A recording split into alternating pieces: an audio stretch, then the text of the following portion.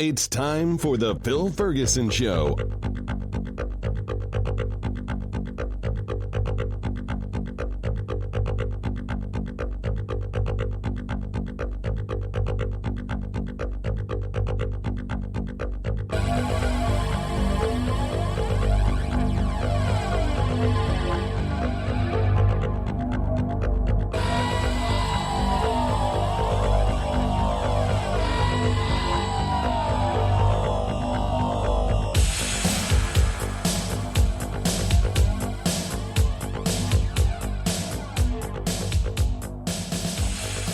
This is Phil Ferguson, and you are listening to the Phil Ferguson Show. Today we have a lot of fun stuff. We have Polaris Plan Part 3. I also have a bonus Investing Skeptically segment on what is often referred to as the 4% rule. And of course, much later we will have an interview with the author and illustrator of some wonderfully secular, scientifically based children's books. And those are called Annabelle and Aiden, and we're going to talk about their adventures. And it's a modestly long interview, but I had extra fun because the illustrator, she is Italian and lives in Italy, so we got to have a little Italian fun in there. Not so much that'll drive you, the English speaker, nuts, but I had fun. So you've got all that to look forward to. The other topic that I've talked about a little bit, and I'll have updates as I go through this journey, and I've talked about it on Facebook, is apparently I'm getting solar panels put on the roof. It's something I've thought about for a long time, and every time I've done the math on it, it doesn't really work out that particularly well, because something that has quote-unquote a 10-year payback period means that it takes me 10 years to get my money back, whereas if I had just kept the money, not only would I have had the money, I could have invested it and made a bunch of money. So I can literally kind of have my cake and eat it too. So I can have the money and then make money on top of it. And so solar's never really worked out mathematically. The calculations are getting better and keep getting better as solar panels, photoelectric panels, I think that's it, get better, more efficient, able to produce more electricity per square inch per square meter. I'm not quite sure the proper way to measure that, but it keeps getting better, and that is just the way the industry is heading. Now, the last house that I had, big part of the roof faced south, but I had lots of trees in the back, the part that faced south, and so it was in shade all the time. That kind of is a buzzkill for solar panels. The house I have now is east and west facing, and it's not anywhere near as good as south facing. From what I've been told, I lose about 20% of the potential. But the nice thing is you can get sun in the morning and in the afternoon. And depending on the time of year, the loss in energy is not so great. And apparently it's not as bad as it used to be. So we will see. So I had a bid, and then the first bid I got, I liked, and I thought it was reasonable. And you end up paying, at least in the state of Illinois, less than 40% of what the project would cost. There is a 26% federal rebate for 2020. I think that goes down in 2021.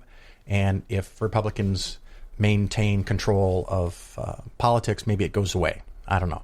If Democrats get in office, maybe it gets better. Whatever. I just had to go with what I know. But also in my area, and I use Commonwealth Edison, also referred to as ComEd, you may hear me say that, as the electric provider, they kick in some credits, and it's quite a chunk of money. So what was quoted as a $34,000 project, I'm going to end up paying about $13,000, and actually it's $500 less than that because I was referred by a friend on Facebook.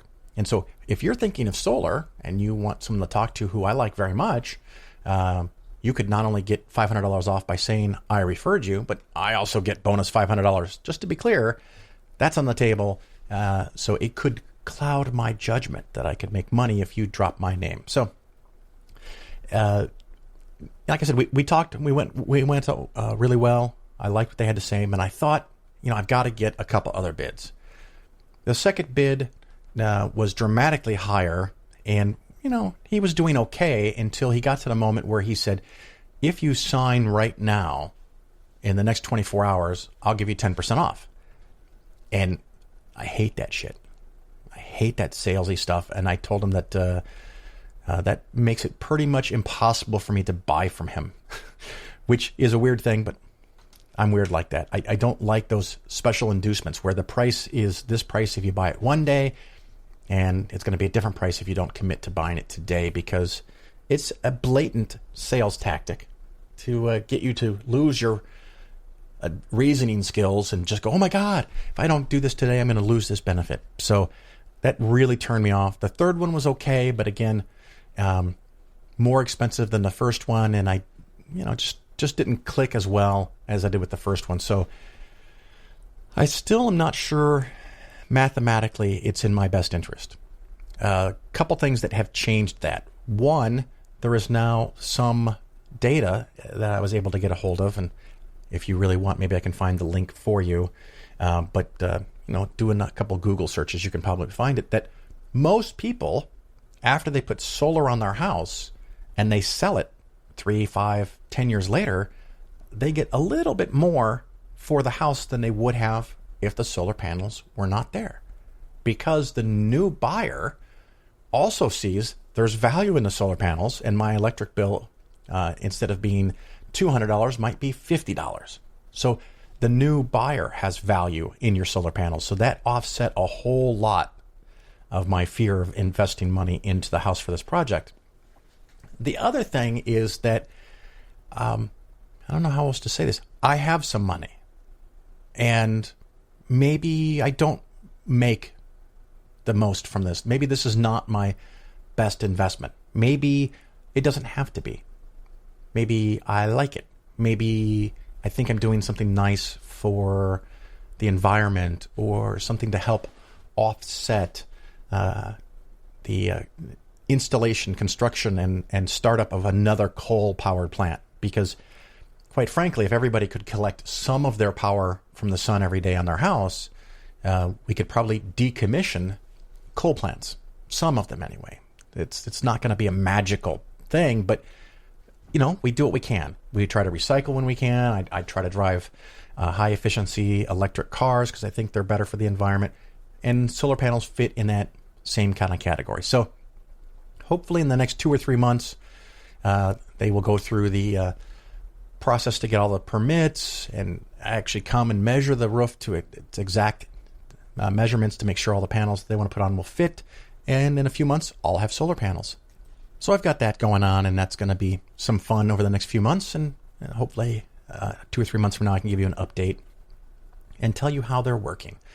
But that's really all I wanted to go over for the introduction today, because we have all this great stuff. So I'm just going to wrap up.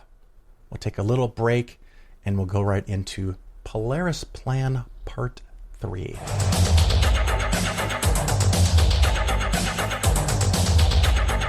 This Investing Skeptically segment is the Polaris Plan Part 3. Today we are going to talk about stocks and what kinds of stocks we want from a very, very high altitude, that 50,000 foot look. And it'll probably be the shortest segment of this sequence. I think there's going to be 5 parts to the Polaris plan, and this is 3. I think that's how it's going to work out. Part 1 was summary, overview, kind of how things work, talking about budgets, saving, investing, how to split things up conceptually, particularly with bonds versus stocks, and why you want to have the size of cushion that you want to have. And it's all about what your cash needs are. And so that was part 1. Part 2, in the most recent episode, was all about the cushion, how big the cushion should be, and what it should be invested in. So I'm not going to rehash those things. We've already talked about them. Today we're going to talk about stocks, and again, in a general sense of owning stocks via index funds. Probably part 4 will be the U.S. market matrix mix. I think that's what I call it. And then the last one will probably talk about real estate and international funds and which ones you might want to use. So today is just the overview. So like I said, we talked about bonds. So we've got that resolved. Now we're talking about the part of your portfolio that's stocks only. And right now I'm kind of leaning towards a breakdown that I guess I'm going to go into here in a second. But let's say you have $100,000 in stocks, and that's what you've already decided. You've split your plan between bonds and stocks, and now you know you have $100,000 for stocks. In that amount, 5 or 10% of it might be REITs. Now, when I say REITs, I mean a real estate investment trust managed or indexed mutual fund. Do not ever buy private placement REITs. I've gone over this in other shows. You can do it, but they're very complicated. And there's a very good chance that you're not going to make anything like what you thought you were going to make. So this is one of those things where a mutual fund, even a managed mutual fund, is way better than probably anything you're going to do on your own. Just because they're going to know more about this industry that is the REIT industry, because it's very complicated and there's a lot of things to know. So I have no interest in buying a REIT directly through a broker or through a dealer. You don't want to be sold a private placement REIT, which means, you can find these online. And they often talk about how they're helping the small investors get money for real estate by helping other small investors who want to invest in it. You don't want any of that. I don't want any of that. You want a REIT fund, a big known name kind of REIT fund from Fidelity, Schwab, T. Rowe Price, whatever.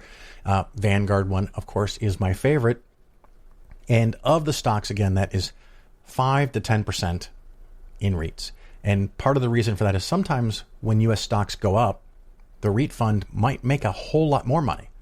And so if you're taking money out, that's where you skim from. You're constantly collecting from the winners and adding to, dare I call it, the losers, the laggards, lagging funds, whatever. And so REIT funds, REIT stock funds, REIT investments often do behave a little differently than the general U.S. stock market. And also 25 to maybe 30% in international. And this is something that has changed very slowly and very gradually for me, because back in 2009, I was less than 10% international. And over the years, I've added a percent or two here, a percent or two there. And we got kind of lucky because over the last decade, domestic stocks have pretty significantly, dramatically outperformed international stocks, and it's been a wonderful place to be. But I don't see that huge of an advantage in the U.S. like I did in 2009. Now, I don't really know anything, but these are my opinings, my educated guess, and I'm willing to put more and more money in international. And with the dumb fuckery that Trump has done and the COVID thing, it makes it seem like even a little bit better idea. So for me, it's no longer sub 10%. It's 25 to 30%. Now, if you are getting close to retirement or in retirement and that spooks you a little and you want to have a few percent less international, I'm not going to fight you for it, but that's kind of my goal. So 5 to 10 in real estate, 25 to 30% in international stocks. And of course, you can quickly see that you're talking about 30 to 40% of your money that is in stocks, not being specifically in the U.S. stock market. I mean, REITs can have real estate stocks, but it'll also have properties. So you have a broad diversification, not just in the U.S. market, but around the globe. And so again, you take your portfolio, you figure out what size your cushion should be. And then when you go to look at stocks, I'm looking at 5 to 10% being in REITs, 25 to 30% being international. And then what's left, which will still be the bulk of your stock investments, we're going to have that in the U.S. stock market. And of course, part 4, the Polaris plan part 4, I'm going to go over in detail which funds you should use and my current thoughts on the ratios of those investments for the U.S. stock market. So like I may have said earlier, this is going to be one of the shortest parts of the Polaris plan part 3. God, if I had any idea that was going to be that hard to say, I would have thought of something else. But hopefully that helps and crystallizes it. And I think I have a bonus Investing Skeptically segment today. And then, of course, after that, we'll have the interview.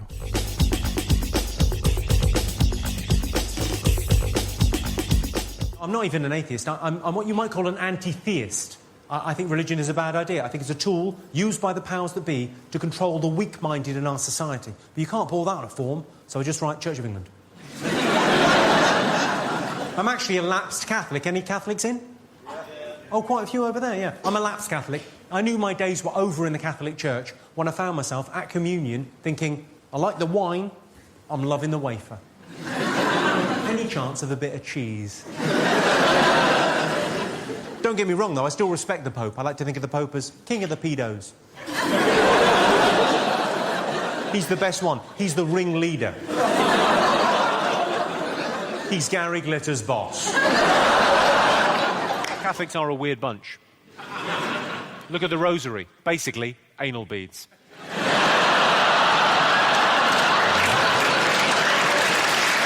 I saw a documentary recently on Channel 4. It was all about faith. And in it, someone went, well, of course, Scientology is a made-up religion. I thought, as opposed to... It's one of my favourite things is to get Christians talking about Scientology. Because the Christian will go, Scientologists, they're nutters, they believe in aliens.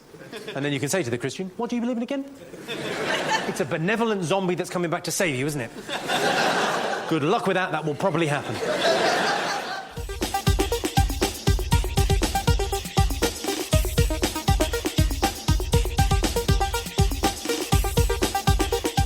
This is an Investing Skeptically bonus segment. We had our regular segment today already, but this is about an email one of the listeners sent me about the 4% rule.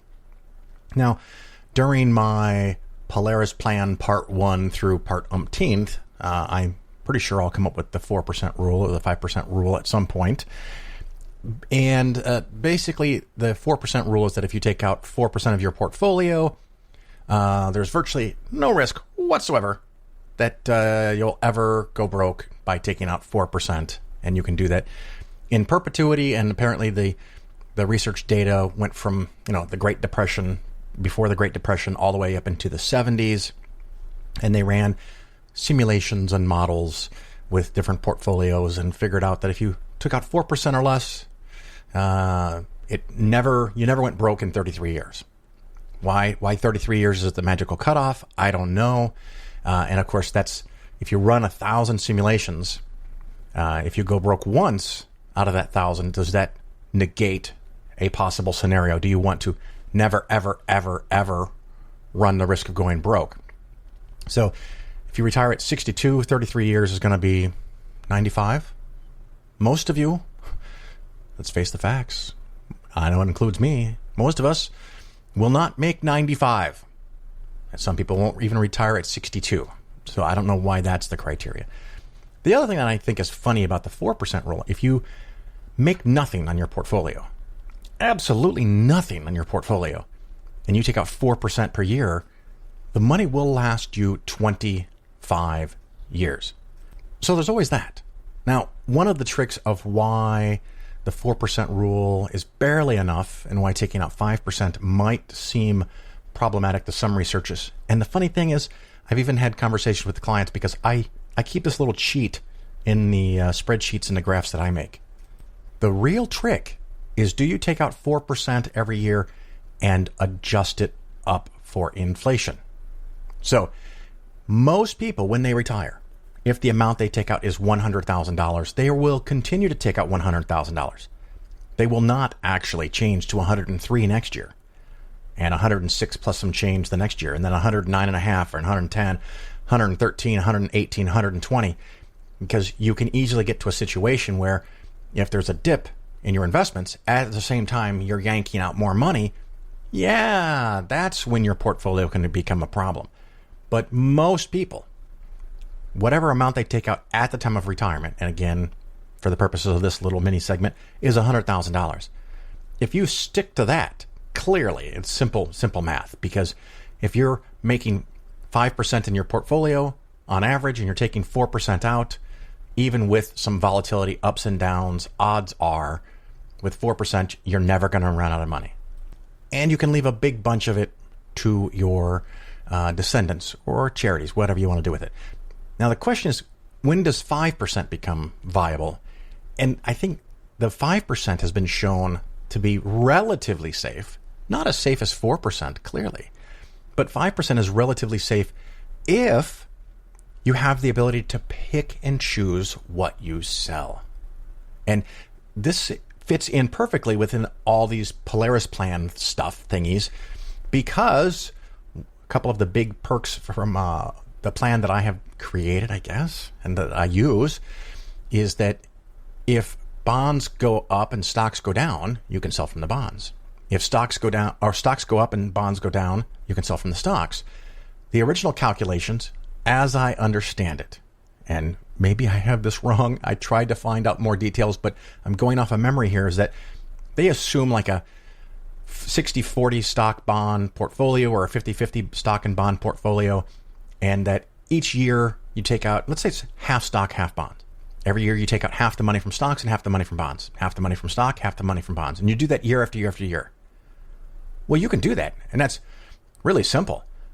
But if stocks are up 30%, like they were at the end of 2019, and bonds only made a few percentage points, why would you take half the money out of stocks and half the money out of bonds? Leave the bonds alone and take money out of stocks. And every year that stocks in general beat bonds, you take the money out of stocks. And when you get a year, and they have happened before, and they will happen again, where the stock market's down 20 or 30% and your bond portfolio made 2%, take out of your bond portfolio. And keep in mind, of course, that almost all stocks, well, most stocks now, pay dividends. Bonds pay dividends. You could always cut the amount you're taking out. Not necessarily that you will or that you want to, but that's possibly an option. But of course, remember, from a simply mathematical perspective, if you do not adjust up by inflation the amount you take out every year, if you take out 4%, your portfolio should last 25 years. Now, if you're making 4% and taking out 4%, one could argue that you could take out the same amount in perpetuity and never go broke. So if you start with $1 million, you take out 4%, but you make 4%. You take out 4%, and you make 4%. You will always have $1 million, and you can always take out 4%. So there's other factors at play here. So, there's that. There's also the possibility that if you're getting Social Security for one or two people, either case, that Social Security, assuming it's still there, and I think it will be, just FYI, that does go up a little bit over time to help offset not only the extra money that you may not be taking, but it provides more income from you in a source other than your portfolio. So I usually do stick with 4% for people that are retiring under 62 years of age. Over 62, I use 5.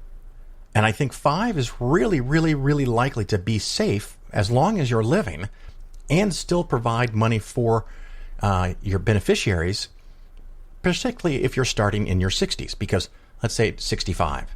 And again, we can use this idea that if I take out 5% and I make nothing, clearly you'll go broke in 20 years. But we're not going to make nothing.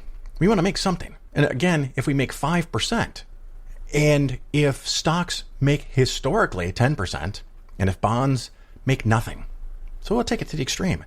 If stocks make 10 and you have half your portfolio in stocks and half in bonds that make nothing, the average return should be close to 5%. Now, some years it goes up and down, or down, and some years it goes up. So you have to be careful, and you have to pay attention, and you have to pick and choose. And it is not just picking from stocks or bonds. And this is one of the reasons why I like to have what I call that granularity and the clarity of seeing what you own. You don't just have bonds. You have different categories and types of bonds. You don't just have stocks. You have large cap growth, small cap value. You have international. You have a splash of emerging markets. And in different years, different parts of the portfolio do better. So when you can see exactly what you own, when you can control what exactly you add to or take away from, that helps even more. So, again, if you make 5% and you take out 5%, theoretically, barring anything weird happening or some weird sequencing of where the portfolio drops right at the beginning, you can do that again in perpetuity. it gets a little harder because the market doesn't just make, or your portfolio doesn't just make 5%. It might make 12 one year and lose 20 the next year.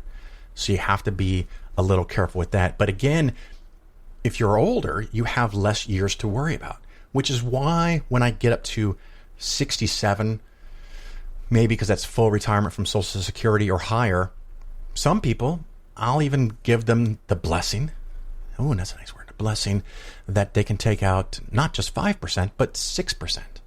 And again, if your portfolio made nothing, 6% per year, that's, let's see, 10 years would be 60, another 40 would be another 6, almost 7 years. You get almost 17 years if your portfolio made nothing. If it makes something less than 6, you will eat away at it. But if you're starting when you're 67, how long are you going to live? Let's say 30 years. That's 97. 1%, less than 1% of the population makes it to a 99 or 100. And for most people, even when you get to 100, you're not going to know that you're 100. But that's why that 6% can work. It's because you're starting at a later age. Now, if you want to leave a ton of money to your kids and you think you're still going to live a long time, don't take 7. Don't take 6. Take 5. Take 4. So there's these personal issues that can be involved with it. But this article that the listener sent me talks about the 4% rule was there because bonds easily paid 5%, 10-year bonds. No, that's not where the 4% rule came from. It came from a big research project, again, taking data from like the 1920s up into the 1970s and looking at portfolios of a blend of stocks and bonds. It really wasn't just about 10-year bonds. And of course, you can buy short-term bonds, you can buy intermediate term, which 10-year would be intermediate term. You can buy Ginnie Mae's, you can buy international, you can buy a smidge of high yield. We already talked about that in a previous show. So you can have a variety of different types of bonds. You don't have to stick with one specific type of bond. And so you can pick and sell bonds, you can pick and sell the stock index funds. You have all these ways. So this article, I'm not going to give you too much information about it because I don't want you to go read it because it's awful. It's awful. They're suggesting that you can only take out 0.5% of your portfolio. And of course, if your portfolio made nothing and you took out 0.5%, it should last 200 years? So, I mean, it's comically stupid. 1% would get you 100 years. 2% would get you 50 years. Are you retiring when you're 20? Well, congratulations for you, but most of us aren't doing that. So even at 2%, 3%, 33 years, 4%, 25 years, if you make nothing. And I think where this really breaks down is that difference between ramping up the amount you take out every year by inflation, which is not necessarily unreasonable. It's just that most people don't do that. Anyway, longer than I had planned it to be, but that's just a little thought on the 4%/5%/6% rule. And hopefully that helps in some small way.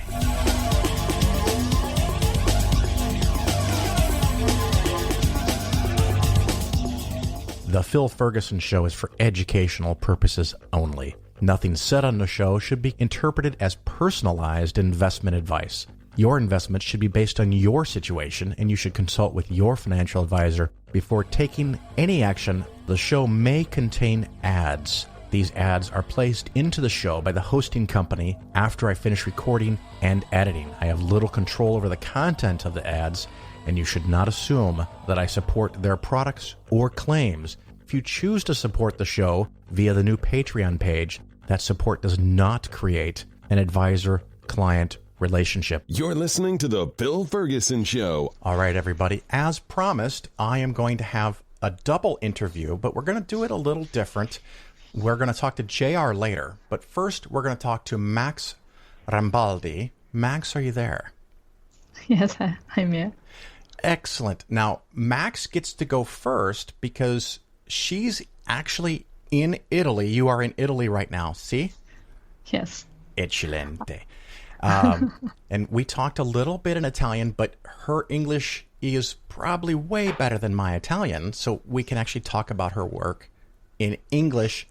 And I'm intentionally trying to be slow so I don't lose Max because sometimes I talk too fast, so forgive me.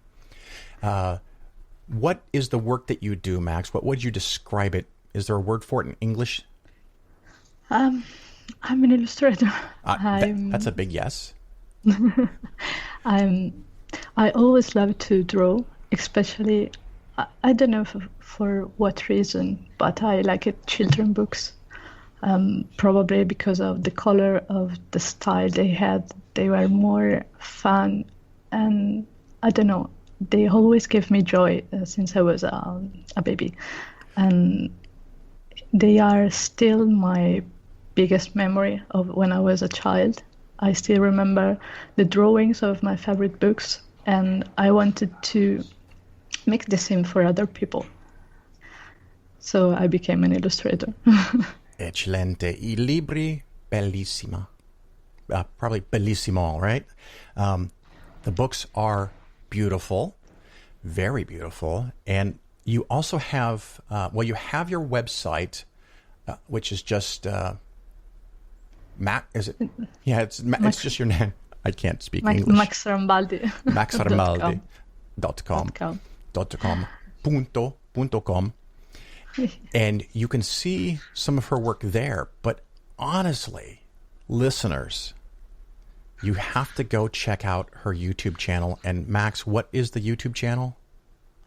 I don't remember it because... You don't go there. It's Digital Makeup. Oh, that's right. Or Max Rambaldi, but I started my YouTube channel in, I think, 2012. And it's here that I don't upload regularly stuff, so it's kind of a memory of me more than my actual me. Very nice. Well, I did watch several of the videos, and what you do, to me, looks like magic. The way she draws, and it's not, you don't have one style. You can do it like 20 different ways. You're doing by hand with charcoal, you're doing on computer, and even on computer, dozen different styles and looks for how you can make things appear. It is truly amazing to me. It's always amazing when you see someone that makes something that you are not able to do, like if I watch someone swimming or playing basketball or whatever. And the fact that I have so many styles has been a issue for years, because it's fun. Usually artists have a consistent portfolio or a consistent style. So when you watch one of their drawings, if you are one of his or her fans, you immediately understand, oh, it's by the name of your favorite author. And when I began and I tried to check for works to do, and I sent my works, sometimes people asked me, oh, nice, but are there your illustrations or are they from your favorite artists? Because they look at like works of 10 different people. Right. So it kind of confused possible customers, the fact that I had so many personalities. I understand. And I think in the books, and what we're going to talk to JR about are the books that are titled Annabelle and Aiden. It looked like some of the images that I saw were a mix, where it looked like it was a photo, but then the photo got cartoonized or modified for a different style, and then you have layers of different styles on top and behind a photograph. Is that what I saw, or am I just making it up? No, it's JR fault, that part, because he loved it. In the first book, he had 2 or 3 pictures that he really liked. I think they were 2 or 3, and they asked me to implementar, to put them inside my drawing, and it wasn't a thing that I usually did. So it has been like an experiment, because he just wanted that picture. So it was something new for me to do that kind of mix, and that's why then I continued putting little hints of pictures or textures to not to make the 2 or 3 photos too weird inside the book. I just wanted them to look melted, and they weren't just an error or something. Excellent. How did you get started working on these books? How does that process work? I don't remember. Okay. I started this series with JR so many years ago that I barely remember how I met him. Sure. But usually he gave me the text and described me or gave me some sketches of his own idea. So I had less difficulties in the part of composition because he already has something to start from.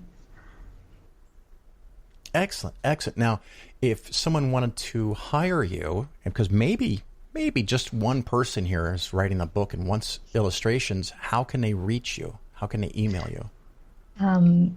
Actually, in this moment is I hear an half, I think, that I am working with a agency advocate. Okay. So even in my website, maxrambaldi.com, in the contact part, you can find their website, so people can hire me through them. Excellent. And I'm looking at it. Go ahead, please. Sorry. Okay. The fun fact is that it's a worldwide agency, so they work for me in the whole world except in Italy. So that it means that I can actually keep my old customers like JR, but I can't find new ones on my own without them, except in Italy, because I discovered that often illustrator agencies don't want to work with Italian people. No, ma dai. Our publishing houses has a very, very bad fame. Ah. Because they always try to low down the budget or to make more stuff than the preview. So they don't want to talk with them.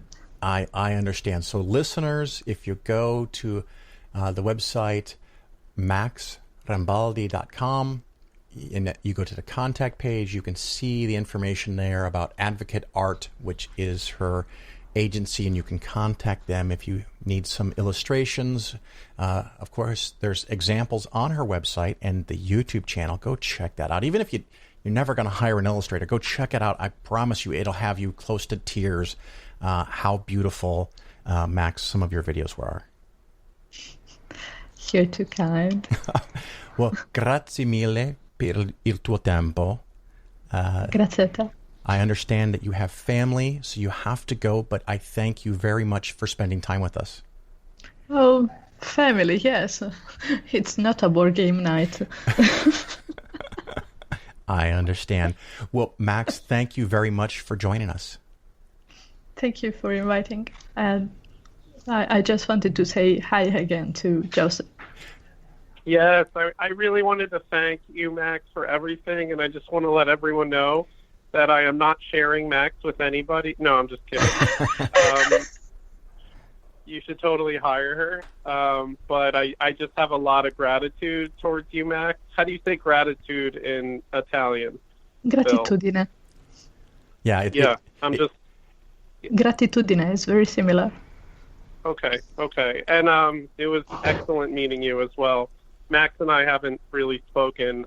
We've only communicated by email, so that's why we're kind of greeting each other now 4 years after we started working together. So thank you, Max. Thank you too. You have been my first time in science books, and I am really grateful for that, because thanks to the samples I did for your books, I found new scientific books to make about the space, about animals, anatomy, and they are really the subjects I love to draw the most. Thank you. Excellent. Thank you so much, Max. Thank you. All right. Yeah. Ciao, Goodbye. Ciao. Ciao, ciao. All right. I think Max is gone, right? Max, are you there? No? JR, are you there? Yes. Let me speaker. Okay, you can probably hear me better now. Yeah, it's here. all good. So that was different, and hopefully Max wasn't too annoyed by us having a little fun with someone who actually speaks Italian on the show. So that was a great treat for me. And of course, like I said, her art is amazing. And how did you find her years ago? I spent a long time looking on the internet. I'm artistic myself as well, not like Max, but I do like to draw, and I thought whether or not I want to illustrate my own books. And I just thought I didn't have the time or emotional energy. I really wanted to hire someone excellent who is far better than I. So I really scoured the internet for weeks and maybe a month or two, and I found her, and she got back to me, and we started working together. And it's been great ever since. That is fantastic. Now, I'm going to fully transition the listeners. We've been talking with Max, who is the illustrator from Italy, and now we're talking to J.R. Becker, who is, I guess, the author. I've been talking so much Italian today that I got to make sure I'm using the right words, of a series of books that are called Annabelle and Aiden. And I found out about you only recently, and I feel awful bad about that, but my wife shared something on Facebook, so you're active on Facebook. Can you tell us about why these books are called Annabelle and Aiden, and how it got started? Sure. I don't know. I mean, Annabelle and Aiden are the names of my children. So that's the short answer for that. And I didn't know if you wanted basically the longer story of how it got started. Yeah. Go ahead. Okay. I mean, I enjoy writing. I've always loved writing. I majored in philosophy in college. I love writing. And many years ago, I self-published a novel, actually, called The Spider and the Ant, which you could still find on Amazon. And I think it sells maybe 3 copies a year, so it's good. I get my 50 cents a year in royalties from that. Sure. But I writing that book was so difficult. It took 3 or 4 years to finish, and it was just a huge task. But I loved writing, and after that book, I had a lot of other ideas. And then I realized that children's books are their own art, and they're very difficult to author, and there is a craft to it. But in terms of just the quantity of time, I found it much more manageable. And also the craft is such that you could craft a story in a more whimsical, funny way. And I had ideas at the time. I was just getting very into science. At the same time, I was gaining an increasing skepticism about the religious beliefs that I grew up with, and we could talk more about that if you like. I was just so excited about science, and I wanted to tell the world about it, and I was really getting my mind blown on a daily basis. Like, that's how that works, and that's how that works. Yeah. A lot of evolution and the Big Bang, and a lot of things that were kind of glossed over or censored in my younger education. I mean, I was like a kid in a candy store. I was very excited, and I kept talking about it, and my poor wife was like, all right, enough. And I said, okay, I'll write children's books about it. So kind of all those things coming together. I love writing. I thought children's books would be a great idea. I'm very artistic, so even though I hired Max to do the illustrations, I tell her, I'm very involved with them.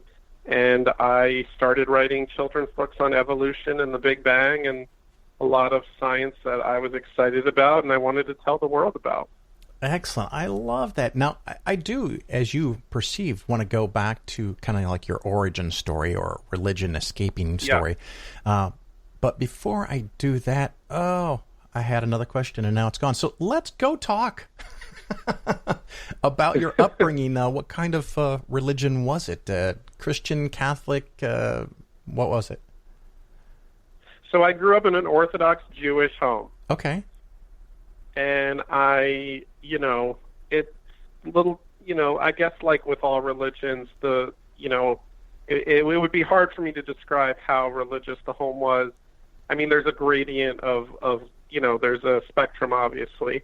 But I grew up in a religious home. I wasn't completely sheltered from the modern world, but, completely kosher and Sabbath observant, no, for 24 hours every weekend, no flipping a light switch, no electricity. Okay, so this is pretty serious, right? I mean, they're going to feel bad if they break a rule. Oh, absolutely. I mean, you're going to hell. Yeah.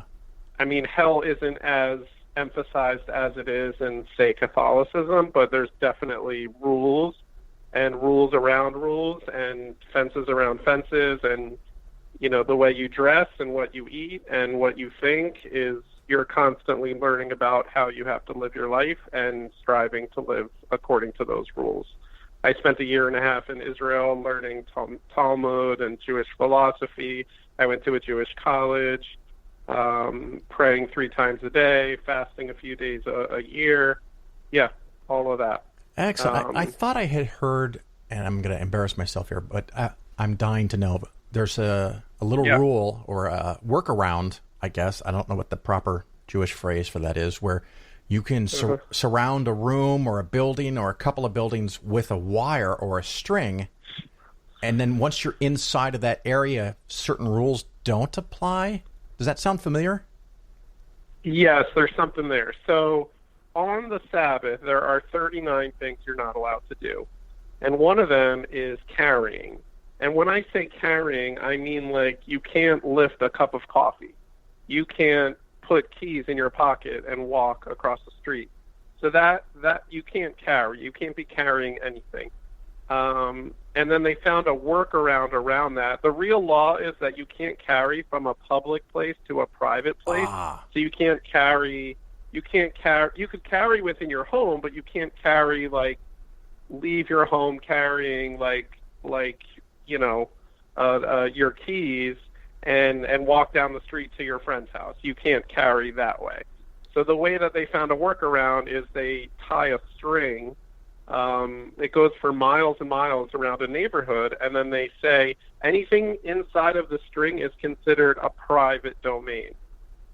It's considered the same domain. It's not public to private or vice versa, and therefore you could carry. And so this is not just a Jewish thing, but it's a fun word game thing where you've basically changed the definition of a word that you're taking literally, kind of in one reading, but applying it to reality. I had just recorded a segment about investing where Trump's administration is trying to change the very definition and meaning of what it means to be a fiduciary, so everyone can call themselves a fiduciary and still do all the things that one used to not be allowed to do if you called yourself a fiduciary, because they changed the definition. Yeah, exactly. I think it's like, I don't know if Congress ruled tomato or pizza being a vegetable, but it's the same kind of thing, or changing the rates of what obesity means so that we have less rates of obesity in our country, or something like that. Right. Or a good one is lowering the number for poverty, and so you can suddenly say we have 10% fewer people in poverty than last year because they changed the definition of poverty. Exactly. I like it. Very nice. So you were in a Jewish household growing up and through high school and college, and I'm assuming bar mitzvahs and all that stuff. Yep. When did that change? Just like last week or in your 20s? What happened? So I always had doubts. I always, when I think, by the way, maybe 30 to 50% of the people in these, we're all human beings. I think we all have doubts. So I figured everybody has doubts. It just always seemed crazy to me.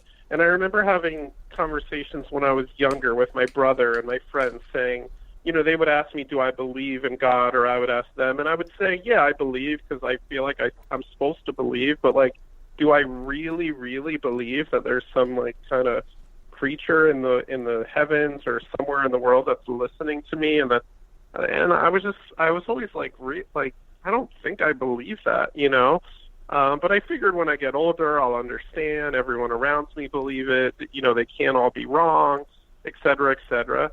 And then I'll try to keep the story short. As I got older, I got more doubts, and I was kind of an apatheist. I didn't care as much until, it was a fun hobby for me to kind of think about it a little bit. But I went to a speech by a rabbi on the Upper West Side of Manhattan when I was, right now I'm 38 years old. This was probably when I was 27 or 30, something like that, maybe 9 years ago. And he gave an argument. He gave a speech giving rational proofs for Judaism. And it blew me away because I didn't really know that conversation existed outside of my head. I was extremely excited, and I stayed after his speech, and I spoke with him, and he said he debates atheists online. So I went on YouTube, and I discovered the yes, so you know, I could stop there, and you know what happened I next. know where this is going. I've heard this story before, but please continue. You found four horsemen, I think you were saying. Yeah, I'll make it short. I mean, it's all good. I love these kind of stories, so don't worry about hurrying. Okay. So that's when I see, Christopher Hitchens more than anyone. I was just like, oh my, this is everything I've always been thinking, said far more eloquently by someone. I was always made to feel embarrassed, or I'm strange. I felt like weird for having these thoughts, and just to hear them said so coherently and competently and matter-of-factly, especially by Christopher Hitchens, it just smacked me in the face, and I'm like, of course.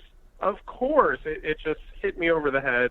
And then I spent maybe 3 hours every night for 2-3 years just watching all the debates between Dinesh D'Souza and Shmuley Boteach and Rabbi Wolpe and Christopher Hitchens, Lawrence Krauss, Sam Harris, Richard Dawkins, and Daniel Dennett and everybody else. I read all of their books.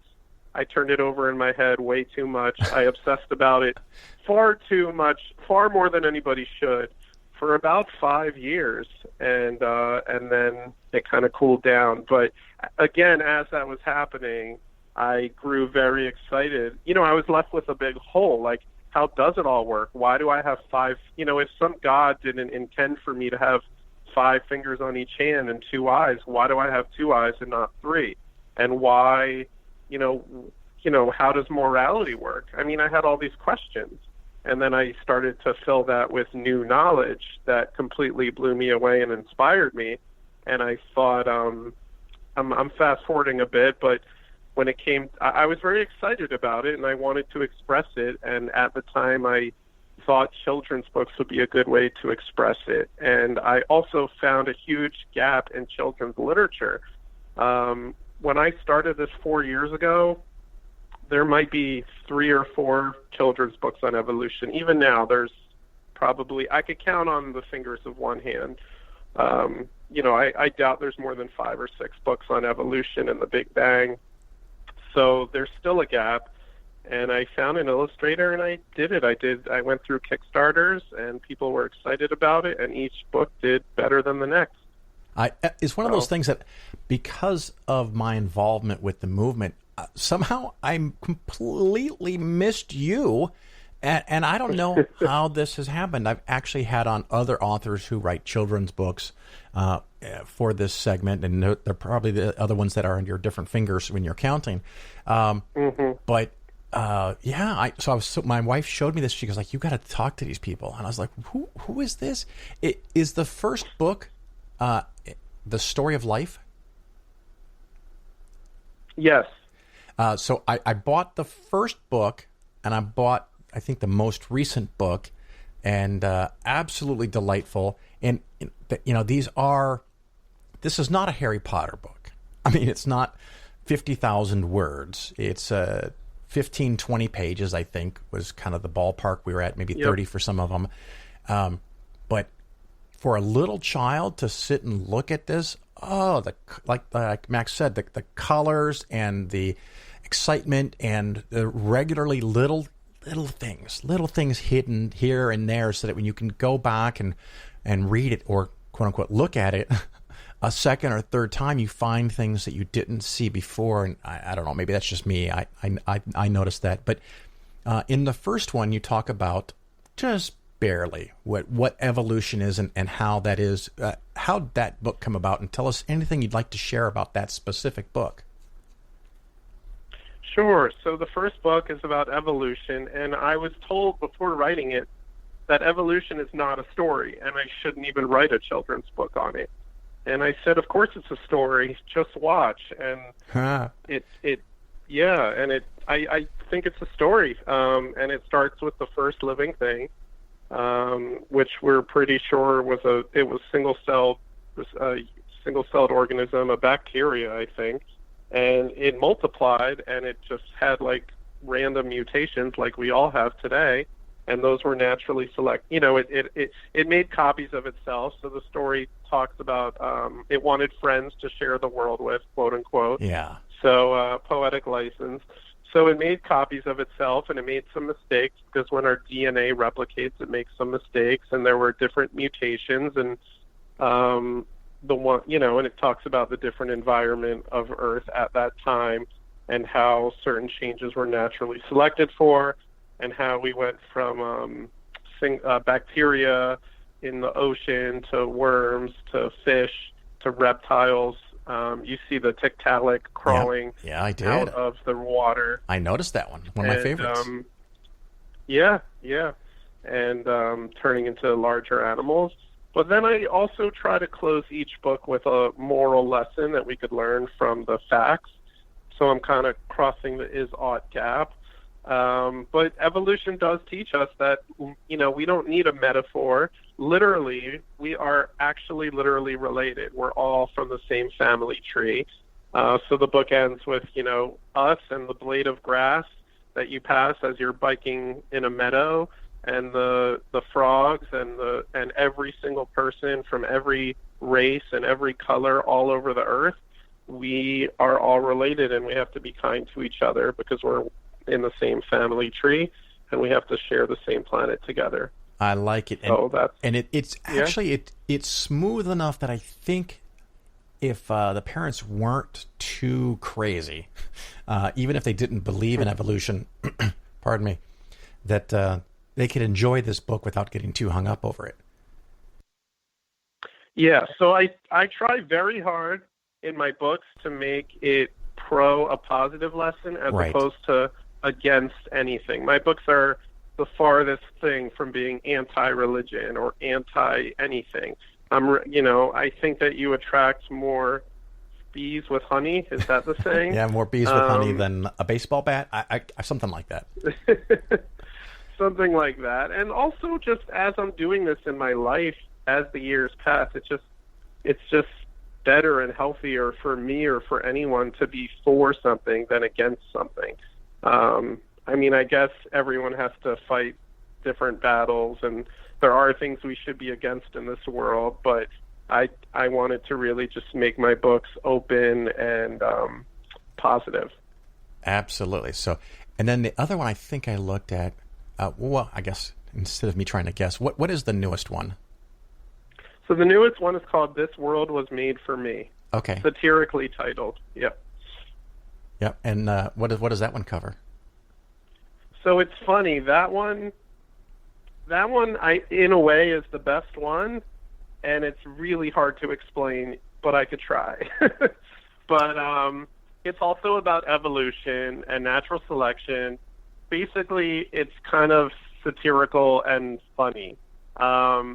Basically, through the book, at the beginning, Annabelle and Aiden are in a meadow, and they say, "Oh, the air is my lungs are perfect for the air to breathe, right. And the sunlight and everything seems perfect. Was this world created for me?" And then Aiden says, "Yes, this world was made for me." And then tardigrade Tom comes, who's been around the whole time. Yeah.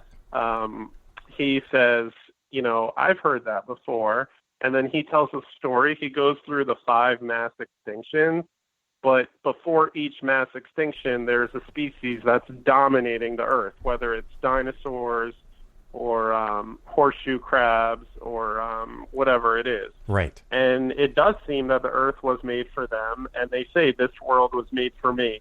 And then the mass extinction happens, and they all die except for like very few of them that just happen to have one tiny random mutation that allows them to survive. And then it goes to the next phase, and it goes on and on like that. And then at the end, we see people saying, this world was made for me, but they're standing on a huge pile of all of the extinct animals before them. And we look very small compared to that big, big pile. Right. And the book is kind of I am trying to hit people over the head with the lesson of, like, we just showed up. And I try to teach children some humility, but it's also inspiring at the end because we learn that this world wasn't made for us, but we get to be a part of it. And it doesn't belong to us, but we belong to it. The world and us are intertwined. We're not two separate things. So the question, was this world made for us, actually doesn't make sense because the world we are a part of it. Us and the world are the same thing. Well, and I guess that kind of... Exactly. Yeah, that segues into the other book that I bought was Worlds Within Us. And yes. At least in that book, I could hear you channeling Carl Sagan. Yes. And, of course, the cover work, to go back to what Max does, the cover has a child where they kind of fade into the universe and the stars, and just absolutely brilliant. Of course, that's a newer Annabelle and Aiden Worlds Within Us version. At least I got the Kindle version, which actually the Kindle renders really nicely, by the way, if you're ever worried about that. Absolutely gorgeous. So what's the future Thank hold? you. What's next? So I am trying... So I spent the last 4 years really kind of pumping out these 6 books now. Yeah. And I feel I'm a little conflicted. I want to write more, and I do have ideas, but I'm trying to work harder to get the word out about these 6. So I'm kind of preoccupied with that. But very soon I really want to write a book on gods. Okay. And mythology. Yeah. And I have another idea to write a book on aliens and the search for extraterrestrial life. And I don't think there's a children's book about the Golden Record and the Voyager and the spaceship in space that has a record on it and a map to Earth. And I thought that would be a fun thing that kids should know about. There's a Star Trek movie about it. I don't know if you've ever seen the first Star Trek movie. I don't think I did. Yeah. How many years ago? Yeah, you might want to see the very first one. Probably like 78 or 79 or 82 or something. Awful movie. But on that topic, it's fantastic. And other sci-fi kind of shows have touched on that. I recently watched one where it was a first contact kind of movie, and I can't remember the name, but the aliens sent back a signal that when they put it in a certain way and aligned the grid just right, it was sending back the message that was on the Golden Record, which, as I'm sure you know, that was mostly inspired by Carl Sagan again. So, right, excellent. Yeah.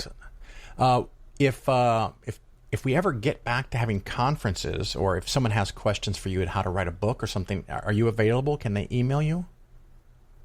Sure. The best way to reach me is really through my website. So if they go to AnnabelleandAiden.com, they could click on the contact page and email me through the page, and I'll see it. And if you go to Annabelle and Aiden, I recommend that you change the size of the screen, because the artwork is in layers and they resize differently. I'm assuming you knew this. But when you make the browser wider and thinner and taller and shorter, different things scale at different rates and move in relationship to each other. And kind of fascinating. I don't know. I spent way too much time doing that. So if anyone, people really like the website. I hired a friend for that, so I'm grateful to him. And thanks for everyone to check it out. AnnabelleandAiden.com. Thank you for the compliments on the site. Absolutely. Is there anything else that we didn't cover that you want to make sure that we cover? I think that's it. We have, I appreciate the interview, and we have 6 books out now. The 4th book also, I just want to mention, because I took a risk. I wrote a children's book called What Happens When We Die. Right. And it turned out to be our most popular one. Nice. And the best, I think, yeah.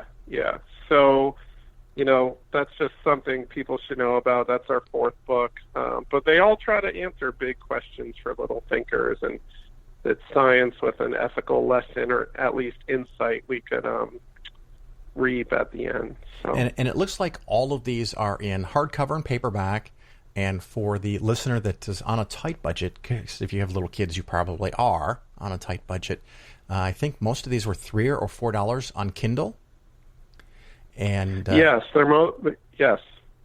Yeah, $3.99. It looks like $3.99 across the board. And the 2 that I bought just to sample, to look through them so I could attempt to talk cogently as if I knew what I was talking about, the way they rendered in Kindle is stunning. So you're not losing anything. And hopefully you're still getting paid. I know Kindle and audiobooks can be tricky for people, for authors, but great stuff. And thank you so much. And of course, I thank Max for being on. And I really appreciate you coming and spending some time and being on the Phil Ferguson Show. Thank you. It was my honor to be here.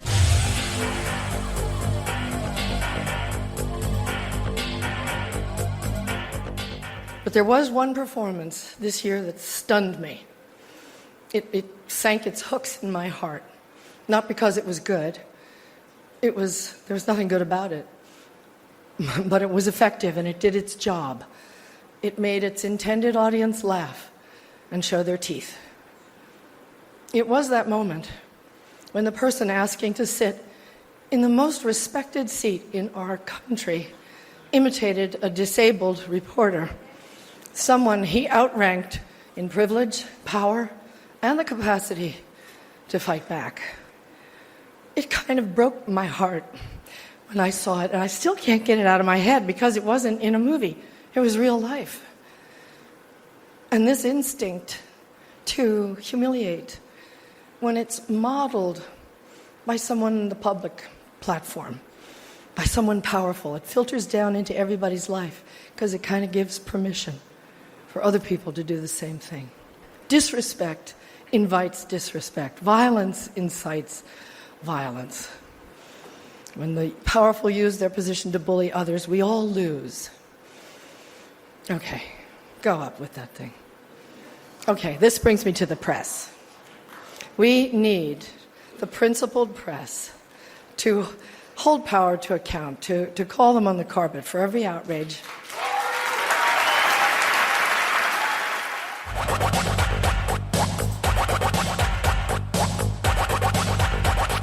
You're listening to The Phil Ferguson Show. Thank you again for listening. I am so delighted that you came. If you like the show, there's a couple things you can do. Tell a friend. I could always use some more listeners. You could go to patreon.com/Phil and donate $1 or more per episode there.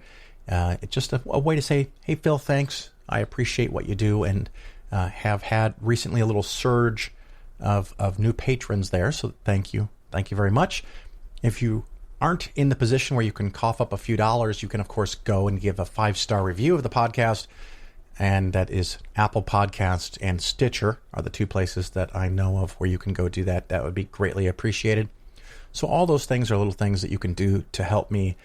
Next show, I already have the interview. We're going to talk to Kevin Bowling. He is the executive director of the Secular Student Alliance, and we are going to do a little fundraiser. So check that out next week. If you've been thinking to yourself, gosh, I just have this money that I have to give to somebody somewhere, next show, I'm going to give you a really excellent suggestion at where to give it.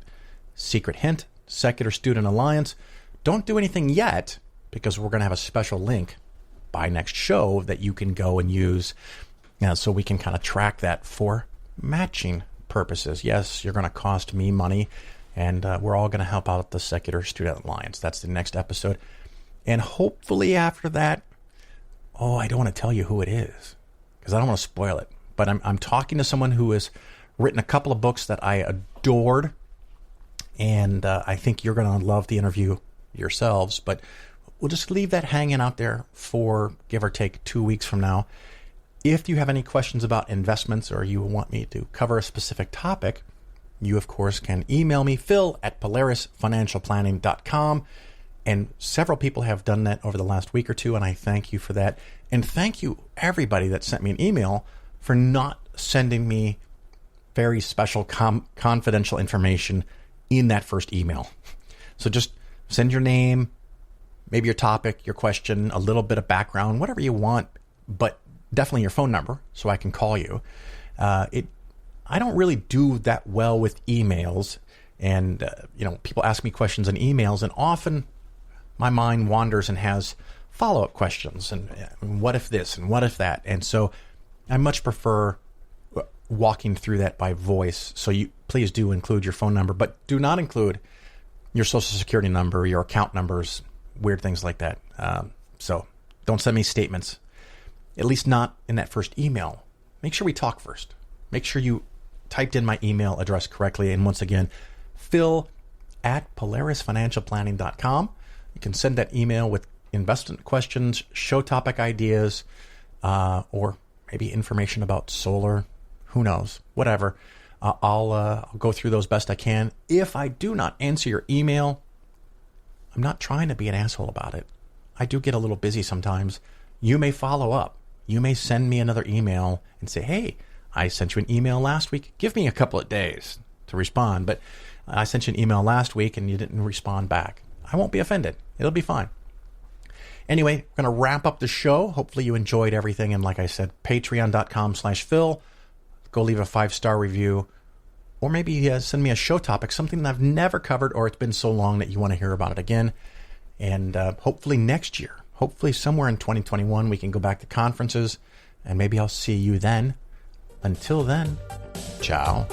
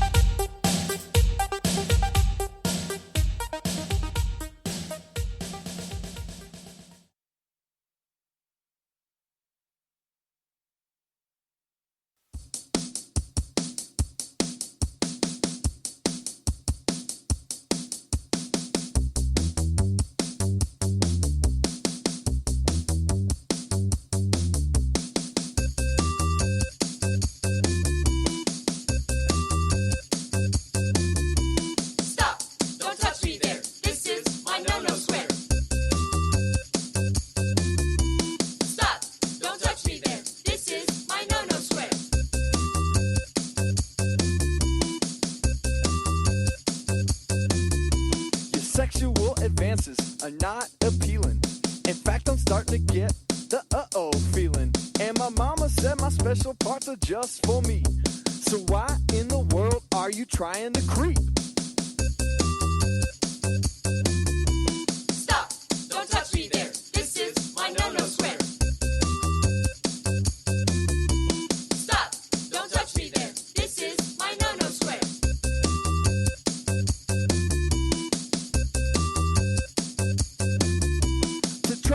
My square takes a lot of nerve. Who do you think you are, you freaky deaky perv? There's a dude with some candy in a shady old van. I think he wants to mess with my purity plan.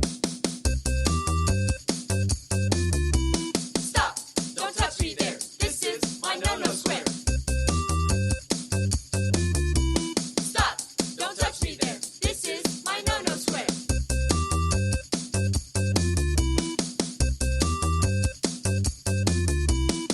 square is not a circle or a period or dot. It's just my one little very own spot. So keep your grubby little dirty little hands off me. Why won't you respect my privacy? I just want to be left all alone, so step off me and go back home. I tell you again, if you're not aware that this is my own no-no square. Stop! Don't touch me there. This is my no-no square. Stop!